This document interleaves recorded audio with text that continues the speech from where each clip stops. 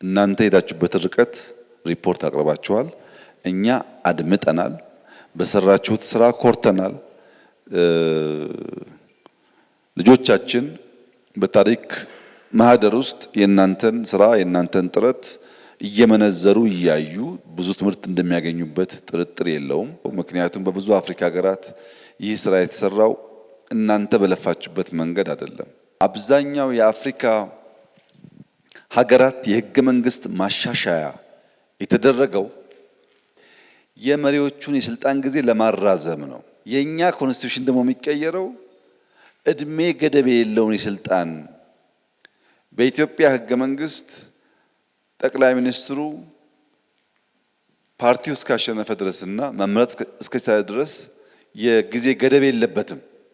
አሁን ባለው ህገ መንግስት አሁን እየተወያየን ያለነው ግን ያ አደገኛ ነው እንገድብ ብለን ነው። በብዙ ሀገራት ያለው ግን ከዚህ ተቃራኒ ነው። ይሄ በራሱ ኢንቴንሽኑ አልወያይም ብሎ የሚያስቡ ሰዎች ራሳቸውን እንዲጠይቁ የሚያስገድድ ይመስለኛል። እንዴት ነው መንግስት ወዶ ፈቅዶ ህዝብ ተወያይቶ ስልጣኔ በህግ ተገድቦ የህዝብ ጥያቄዎችን በህገ መንግስት ተካተው እንዲሻሻሉ ፍቃድ አለኝ ሲል ለዚያ መሻት የሚታገሉ ሰዎች አንወያይም እንዴት ይላሉ? ካልተወያዩስ ለምን ፖለቲካ ይፈልጋሉ? ፖለቲካ ፕራይመሪሊ ውይይት ነው።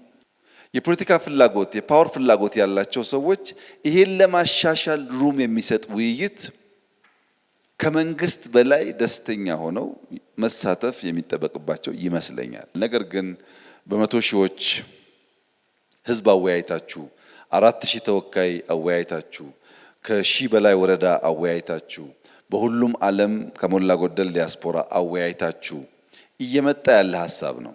እንደዚህ ያለ ነገር ኢትዮጵያ ውስጥ አናቅም። ጥቂት መቶዎች ተሰብስበው ነው ኮንስቲቱሽን ሰጡን። ከዚህ ቀደም በሌላም ሀገር እንደዚህ አይነት ውይይት አይተን አናቅም እና ከበቂ በላይ የኢትዮጵያን ፍላጎት መመለስ የሚችል ከ90% በላይ ኢትዮጵያን ያሳተፈ ሂደት ስለሆነ ለምናስበው ለውጥ ለምናስበው ሪፎርም መሰረት መጣል የሚችል ይመስለኛል።